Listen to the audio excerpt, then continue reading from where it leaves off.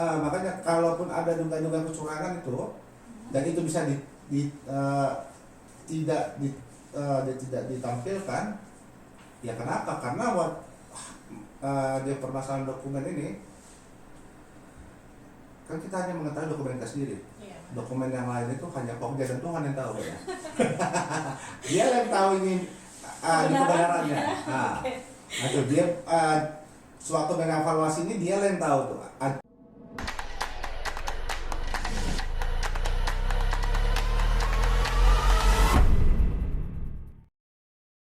Halo sahabat RSP semuanya, perkenalkan saya Marlina Purba. Saya di sini sebagai advokat junior RSP Law Office dan di sini sudah hadir bersama kita nih sebagai pelaku dari pengadaan barang dan jasa nih. Jadi teman-teman semuanya, pada hari ini kita akan membahas tentang apa sih itu pengadaan barang dan jasa. Pada hari ini kita sudah kedatangan Bang Martin. Mungkin Bang Martin bisa berkenalan nih sama teman-teman semua. Silakan, Abang. Saya Martin, selaku pelaku usaha pengadaan barang dan jasa. Kira-kira nih, Abang kan sebagai pelaku usaha pengadaan barang dan jasa, sudah berapa lama sih Bang mengikuti sebagai pelaku nih pengadaan barang dan jasa? Belum lama, baru 20 tahun. Baru 20 tahun itu sudah suatu ini loh Bang, lama loh Bang, satu pengikut yang pelaku usaha yang termasuk lama loh Bang ya, bisa dibilang lama loh. Ada lebih senior lagi. Oke. Makasih loh Bang sudah menyempatkan waktunya untuk kita di sini, namanya ngobrol-ngobrol santai nih Bang. Boleh saya ngomong? Boleh silakan ya? Abang, silakan. Nggak masalah. Yang penting kita enjoy. Abang enjoy, saya enjoy, teman-teman semuanya. Nah, mungkin pendahuluan dari saya nih Bang. Tidak semua orang tuh tahu ya Bang mungkin mengenai pengadaan barang dan jasa nih Bang. Apa sih, kadang orang tuh berpikir tuh pengadaan barang dan jasa ini apa sih? Kok kayaknya orang tuh pada menganggapnya ini penting gitu Bang. Nah, Abang kan sebagai pelaku usaha ya, pelaku usaha dari pengadaan barang dan jasa. Menurut Abang nih Bang, apa sih yang dimaksud dengan pengadaan barang dan jasa nih Bang, selaku Abang yang sebagai pelaku usahanya nih Bang?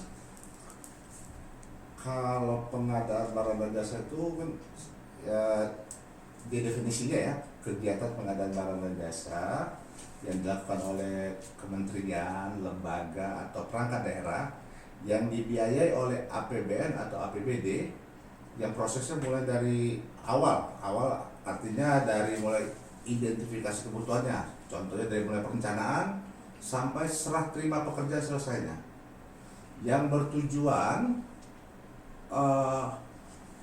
untuk menghasilkan kualitas yang baik dan harga yang wajar, yang responsif dan menguntungkan keuangan negara, seperti itu kira-kira.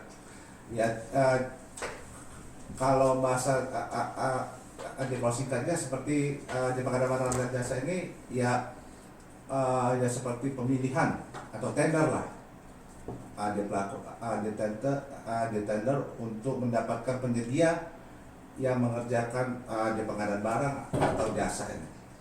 Nah, seperti itulah. Kira-kira nih Bang, untuk dalam pengadaan barang dan jasa, pelaku-pelakunya itu bisa dikategorikan dari mana-mana saja sih Bang? Atau siapa-siapa saja yang bisa menjadi pelaku usaha pengadaan barang dan jasa nih Bang? Kalau sekarang ini lebih terbuka ya dengan adanya era digital ini. Jadi semua pelaku usaha baik dari Sabang sampai Merauke boleh mengikuti pelelangan di mana saja. Bisa dia tinggal mengakses dari dia pakai komputer, dia buka, dia login dari akun mana untuk masuk ke akun LPSE gitu seperti itu. Berarti seluruh Indonesia itu ada ya semua pengadaan barang dan jasa ini ya? Lebih terbuka deh sekarang. Untuk informasi juga lebih terbuka seperti itu. Nah Bang, untuk pengadaan barang dan jasa nih Bang, siapa sih sebenarnya yang melakukan atau yang membuat nih, maksudnya yang mengadakan pengadaan barang dan jasa ini siapa sih Bang sebenarnya? pihak-pihak siapa saja yang mengadakan? Ya, Yang kalau untuk pengadaan barang dan jasa itu identiknya Pokja yang untuk melakukan pemilihan di pelaku usaha penjadiannya Pokja. Cuman yang terlibat dalam pengadaan barang dan jasa ini mulai dari Pokja sampai ke PPK, di PPK pejabat pembantu komitmen dan di KPA kuasa pengguna anggaran sampai ke pengguna anggarannya. Tuh. biasanya Bang, kalau misalnya dalam pengadaan barang dan jasa nih Bang, ini kita ngobrol santai Oke. ya, ngobrol santai. Nah, dalam pengadaan barang dan jasa nih Bang, sebenarnya kegiatan-kegiatan apa saja sih Bang yang sering dilakukan dalam pengadaan barang dan jasa nih Bang? Yang Abang pernah ikutin itu mungkin Kalau saya dia untuk pengadaan barang dan jasa ini di bidang jasa konstruksinya, baik itu yang untuk pengadaan, yang untuk di konstruksi bangunan sipil atau ada pengairan. ternyata teman-teman banyak ya yang udah dilakukan nih sama Bang Martin selaku pelaku usaha nih teman-teman. Awal-awalnya saya sih awal-awalnya dulu sih dari jasa di jasa cleaning service, dia ada untuk di perawatan kantor. Jadi mulai dari situ Abang mau belajar lagi ya tentang pengadaan barang dan jasa ini ya sampai akhirnya 20 tahun loh. 20 tahun itu udah waktu yang lama ya Bang, 20 tahun ya. Nah, Bang, dalam pengadaan barang dan jasa nih Bang, ada nggak sih, apakah ada nih Bang tata cara evaluasi yang dilakukan untuk pengadaan barang dan jasa yang Abang ketahui sebagai Abang nih pelaku usaha yang sudah 20 tahun nih mengikuti pengadaan? Gitu kan? Wah, udah. Kalau sekarang ini ya yang lagi berjalan, kalau lagi berjalan menurut aturan yang banyak diselenggarakan itu sistemnya evaluasi harga terendah. Jadi setiap penyedia usaha yang mengikuti satu pelelangan dan harga penawarannya terendah, jika dianggap Pokja, sewaktu dievaluasi oleh Pokja, dia lulus administrasi, teknis, kualifikasi, dan harganya dianggap wajar, pasti dia pemenang. Nah, Bang, menurut tadi kan Abang bilang ada salah satunya itu sistem evaluasi harga terendah nih Bang. Nah, saya kepo nih Bang. Menurut peraturan pengadaan barang dan jasa itu pasti diatur lah ya Bang ya. Ada peraturannya ya. Nah, menurut Abang nih dari peraturan pengadaan barang dan jasa nih Bang mengenai sistem evaluasi harga terendah nih Bang.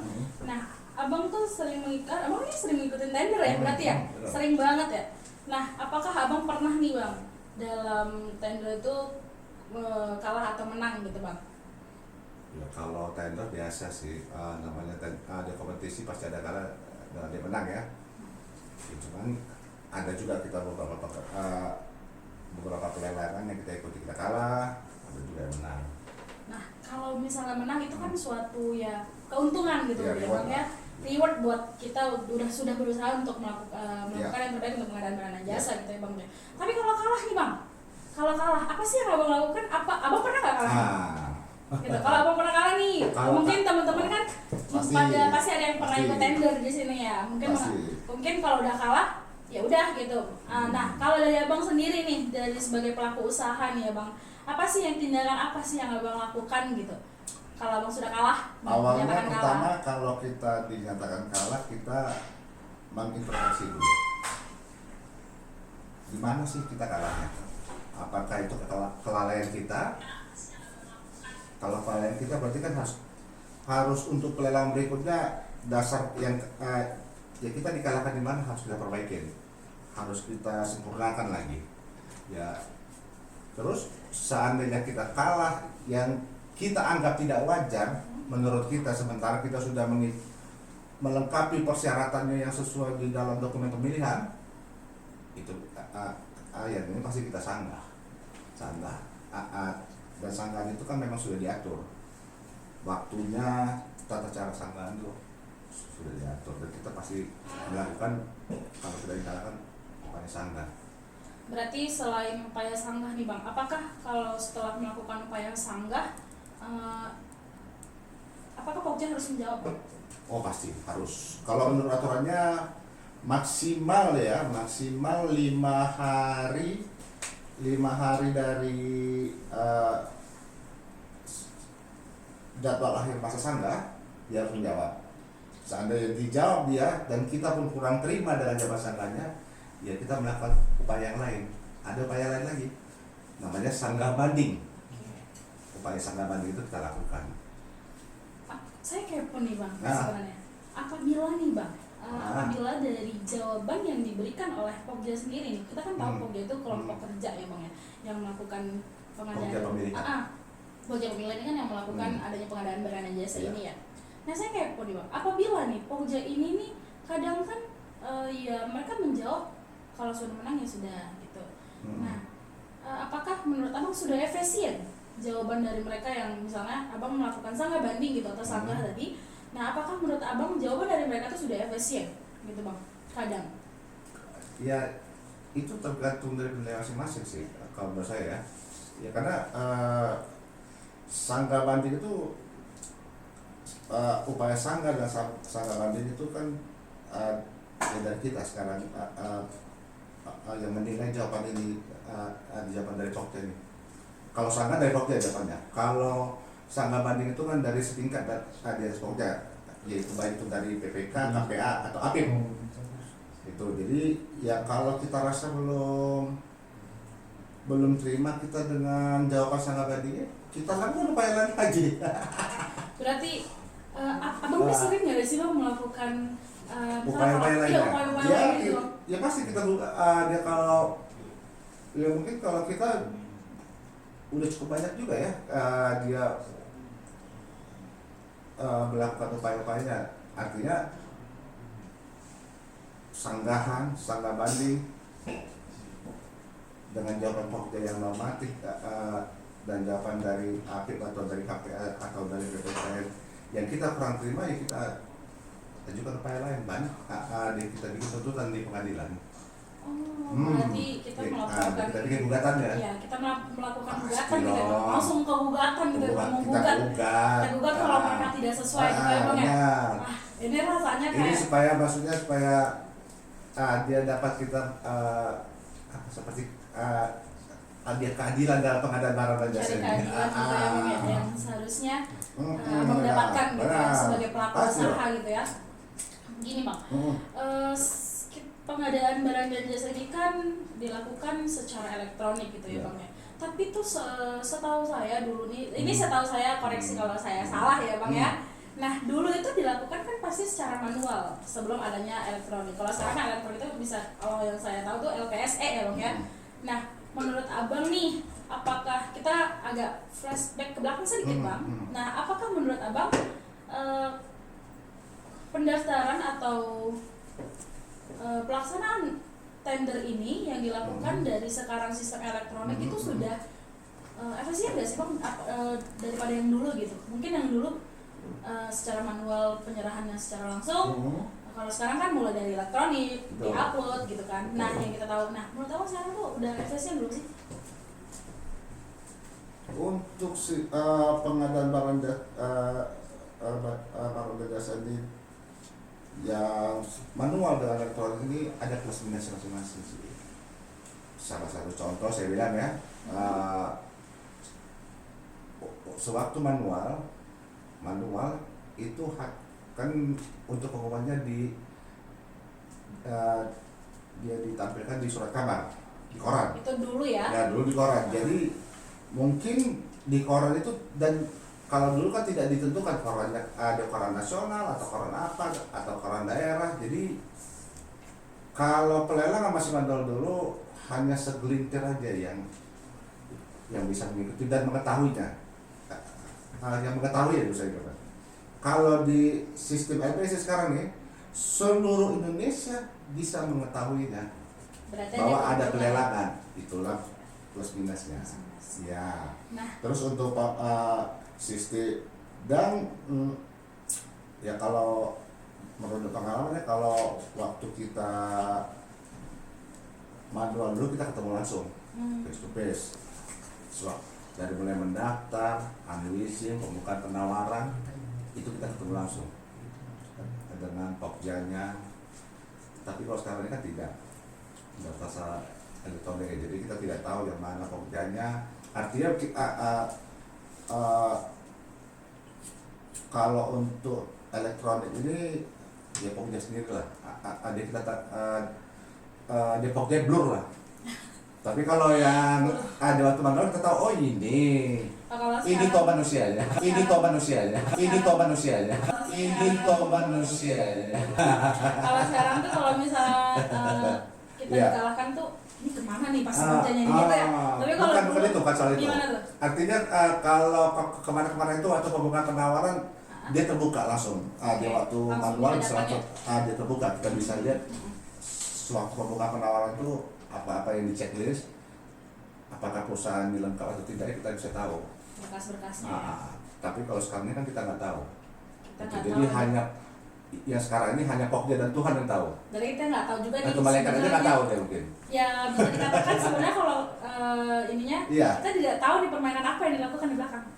Gitu. Oh, saya nggak sebut itu ya. Maksudnya seperti itu. Kadang-kadang berpikirnya seperti itu, tapi kan kalau abang kan mungkin yang mengikuti sealurnya aja gitu kan. Kalau memang harus dinyatakan, kalau menurut abang evaluasi abang ini sudah benar dan masih tetap disalahkan, ya pasti kita harus evaluasi menurut kita. Kan kita kan sebelum kita mengupload kan kita bikin checklist dulu. Pasti sudah didata ya bang ya. Yang mana apa yang diminta di dalam dokumen pemilihan, apa yang atas dokumen kita kan kita cek dulu semua. Itu kalau makanya kadang ya kalau kita dia tidak terima, ya kenapa? Karena kita sudah checklist benar-benar, kok tiba-tiba ini dibilang tidak ada kan itu juga. Jadi ya kadang-kadang gimana ya? Mau ya kita udah lakukan upaya-upaya ini dibilang kita ada terlalu gimana gitu, tapi ya memang upaya-upaya itu harus kita lakukan supaya dia dapat pengadaan barang dan jasa itu yang transparan gitu. Nah nih bang, dalam melakukan suatu tender nih bang, kan ada kalah ada menang nih bang. Betul. Nah pasti. Kalau kita kalah itu kalau kita kalah kita mencari mengintrospeksi diri dulu di mana letak salah kita. Dan kalau misalnya salah, kita pasti melakukan yang abang bilang namanya sanggah banding, sanggah atau melakukan lebih lagi gugatan gitu pak. Nah, apakah abang bisa? Ini kan abang kalah nih misalnya, ini abang kalah kasusnya kalah dulu ini ya. Bukan berarti saya mendoakan abang untuk kalah terus-terusan nih, ya. Maksudnya kalau misalnya abang kalah nih, nah abang kalah, abang sudah melakukan upaya-upaya tersebut nih. Dan pernah nggak sih bang, abang setelah abang melakukan upaya itu dan ternyata kebenarannya ada dari abangnya gitu kan, dari gugatan yang abang lakukan, nah abang menang nih ternyata atau diterima gugatannya, pernah nggak sih bang kayak gitu? Pernah kayak gitu? Ada juga, malah dia kita mengajukan sanggahan pun pernah juga dia sanggahan kita diterima gitu, artinya Pokja melakukan evaluasi ulang. Tapi itu pun dievaluasi ulang lagi, ya tetap aja yang itu juga jawabannya, artinya tanda kutip lah. Tanda kutip ini ya tahu lah ya, tahu lah ya, kalau gitu. kalau istilah orang kan di TST tahu soal tahu. Berarti udah banyak nih ya bang pengalamannya. Cukup lah kita melihat bentuk-bentuknya di mana Pokja dengan karakternya masing-masing. Tapi nih abang sering melakukan tender ini di mana saja sih bang? Maksudnya apakah hanya konstruksi saja bang? Kalau kita sekarang ini di konstruksi saja ya, ada penyedia jasa konstruksi saja, di situ aja. Tapi ada rencana untuk mengikuti tender lain mungkin bang? Selain konstruksi? Kayaknya di situ dulu lah kita profesionalis, kita ada lebih profesional dan lebih apa ya? Berarti nih teman-teman, biar teman-teman tahu nih semuanya gitu ya. Berarti ternyata nih melakukan pengadaan barang dan jasa itu tidak semudah yang kita lihat. Mulai dari daftarnya mungkin, terus evaluasi harga atau semacamnya, penilaian ternyata nggak gampang ya bang ya. Ternyata banyak tahap-tahapnya gitu. Tahapannya banyak, dan juga yang untuk perusahaan-perusahaan ini pun kita untuk izin-izinnya, perpanjang izinnya banyak sekarang. Nah, itu jadi Pak, ya kalau memang dia banyak sih yang hanya ya sekarang ini ya kita nggak tahu, titipan ini hanya dipinjam sana pinjam sini ada. agak kadang-kadang bagaimana ya, Bang? geli gitu. Nah, sementara kita kan yang kita kedepankan profesionalisme gitu loh. Bahwa kita memenangkan pekerjaan ini, dan pekerjaan ini kita kerjakan sendiri, itu tidak kita subkan atau kita jual-jual ke orang lain.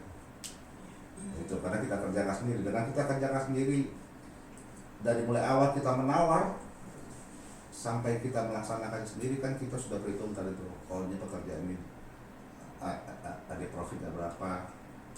Jadi kita membuat bukan hanya diri sendiri yang untung, tapi orang lain pun yang kita dalam pengadaan ini juga sama-sama ini ya Bang, menguntungkan lah ya. Menguntungkan Bahasanya. dampaknya untuk masyarakat. Ya dampaknya sekitar. untuk masyarakat sekitar Iya. itu menguntungkan gitu, bukan Iya. hanya untuk satu pihak, Bukan tapi satu banyak pihak. pihak gitu Benar. ya Bang ya. Nah teman-teman nih, ini perbincangan kita nih sebenarnya udah mulai menarik ya, menarik mengetahui apa sih sebenarnya itu pengadaan barang dan jasa nih teman-teman semua nih. Nah Abang, kalau misalnya melakukan tender nih Bang, dalam melakukan tender, apakah abang pernah melihat kecurangan gitu? Atau abang sih sebagai pelaku usaha nih, pernah nggak sih bang ketahui tindakan-tindakan kecurangan gitu? Ya dugaan-dugaan aja lah. Ya dugaan-dugaan itu. Dugaan-dugaan itu Pak. Ya kita menduga namanya, ya kan ada asas praduga tak bersalah kalau dibilang kan di hukum di Indonesia ini, ya kita hanya bisa menduga ini, maka kita lakukan ya dugaan-dugaan kita kan kita itu bedanya di permasalahan dugaannya. Kalau masih manual dulu, ya, ini kita flashback aja. Ya, kita flashback Kalau ya. manual itu bisa kita lihat ada sewaktu pembukaan penawaran ada saksinya kita sebagai dia bisa contoh si A, di perusahaan si A ada waktu dibuka penawaran saya sebagai saksinya di buka penawarannya. Jadi kita bisa lihat dulu penawaran. Jadi dari situ bisa kita lihat kalau di manual ini apakah ini dikerjakan orang yang sama atau ada beberapa perusahaan yang dibawa oleh satu orang gitu, bisa kelihatan. Tapi kalau sekarang tidak kelihatan lagi. Jadi dugaan-dugaan itu kita hanya bisa ya menduga-duga lah. Ya, hanya kok makanya kalaupun ada dugaan-dugaan kecurangan itu dan itu bisa tidak ditampilkan, ya kenapa? Karena dia permasalahan dokumen ini kan kita hanya mengetahui dokumen kita sendiri. Iya. Dokumen yang lain itu hanya Pokja dan Tuhan yang tahu ya. Dia yang tahu ini kebenarannya. Itu dia suatu mengevaluasi ini dia yang tahu tuh apakah dia. Tadi kita membahas yaitu persyaratan nih bang ya, persyaratan yang diberikan oleh Pokja gitu ya. Abang juga tadi mengatakan bahwasanya ada terkadang Pokja ini suka menambah-nambah persyaratan gitu ya bang ya. Nah penambahan persyaratan yang bagaimana sih bang yang diberikan oleh Pokja untuk pelaku-pelaku usaha nih bang, untuk pengadaan barang dan jasa nih bang? Saya luruskan sedikit ya. Iya, Penambahan persyaratan sebenarnya dari PPK. Oh, oke, sorry. Dan Pokja tidak melaksanakan. Tapi ya Pokja dengan PPK kan satu kesatuan ya. Ada untuk pemilihan nih. Jadi salah satu contoh ya yang penambahan persyaratan yang dirasa kurang etis dan tidak ada hubungannya sebenarnya. Salah satu contoh misalnya di dalam persyaratan teknis dia minta penambahan persyaratan tuh hasil uji untuk material galian C, contoh untuk pasir, kerikil atau batu-batu. Jadi mereka meminta di dalam persyaratan tender tuh harus melampirkan hasil uji. Sementara hasil uji itu dilakukan apabila barang itu mau kita masukkan, itu baru dibuat hasil ujinya. Dia seperti JMF, JMD atau job mix. Itu barangnya dia material yang mau kita masukkan di situ diuji dulu sebelum kita pakai. Jadi gunanya di dalam pelelangan tuh diminta hasil uji itu apa? Sementara barang yang mau kita dia material yang mau kita masukkan itu sewaktu mau kita pakai dia harus diuji dulu. Itu salah satu contohnya yang saya rasa apa ya, menambah persyaratan yang tidak masuk akal. Jadi ya penting karena untuk materialnya memang sebelum dipakai harus diuji dulu. Oke, itu salah Ya. satu syarat yang mungkin tidak benar. masuk akal ya Bang buat pelaku-pelaku semua pelaku usaha ya. Itu jadi mereka meminta hasil ujinya dia dukungan dari dari setempat, misalnya contoh dia pekerjaan di mana atau perusahaan yang mendaftar di mana. Jadi mau mencari di dukungannya lengkap dengan hasil uji kan nggak mungkin aja. Dengan masuk akal. Tidak mau iya. Itu dia. Jadi membuat kita merasa dirugikan iya. juga lah ya Bang ya Dirugikan sebenarnya dong, ya. pasti dong. Gitu ya. Yang Berarti dirugikan karena dia mempersempit dia mempersempit ruang untuk orang mengikuti pelelangan ini. apakah Bang pernah merasakan hal itu Bang? Pernah dong, pasti. Merasakan hal yang Sudah. seperti itu ya? Ya kita berangkat ke sana, kita berangkatkan juga anggota untuk cari itu. Ya dan dia nggak masuk akal. Ya itu jadi ya kita penuhi pun dia apa persyaratan itu jika kita dimenangkan, jika kita menang pun material yang mau kita gunakan bukan bisa dipakai seluji itu, harus kita uji kembali. Kan jadi apa pekerjaan yang Harus jadi 2 kali Iya. ya Bang ya? Nah Abang menarik nih Bang. Satu lagi hal yang menarik yang tadi saya dengar dari Abang adalah mengenai gugatan nih Bang. Iya. Yang Abang sudah melakukan tahap-tahapan apabila kalah. Betul. Terus melakukan gugatan salah satunya gitu Bang ya. Nah tadi kan Abang bilang pernah melakukan gugatan dan akhirnya menang nih Bang. Dalam gugatan itu dimenangkan oleh hakim gitu ya. Nah Abang aku mau nanya nih Bang. Apabila gugatan Abang tadi dinyatakan menang gitu kan, dinyatakan menang. Nah, apakah hasil dari kemenangan itu tetap dilaksanakan gitu Bang oleh mereka pelaku usaha yang menang ini atau bagaimana nih Bang? Kalau yang selama ini kalau kita menang ya mereka jalan terus saja. Oh tetap jalan ya Bang ya? Iya. Seperti tidak mematuhi putusan dari pengadilan, nggak tahu deh dia gimana. Berarti sebenarnya harusnya tidak melakukan hal itu Harusnya. karena sudah ditetapkan pemenangnya adalah Harusnya. misalnya Abang gitu lah ya, Benar. perusahaan tendernya Abang gitu ya, benar. harusnya ya. Berarti kalau kayak gitu tuh bisa dikatakan menyalahin aturan dong Bang. Masa, Menurut Abang apa? nih, menurut Abang selaku aja Ya. nih, selaku pelaku. ya kalau menurut saya sih harusnya apa itu putusan pengadilan harus diikutin, Oke. harus dilaksanakan. Oke Bang, oke. Cuman kalau menyalahi itu bukan oleh dia bukan apa saya. Iya, oke Udah. baiklah.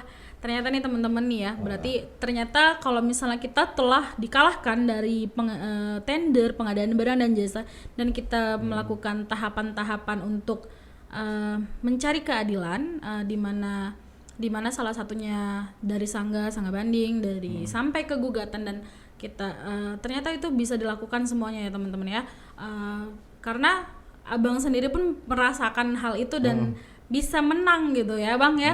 Bisa. Puji Tuhannya bisa menang ya Bang sekarang ya. kita yang ini kan pelelangan ini kan kompetensi. Dan yang dipertandingkan tuh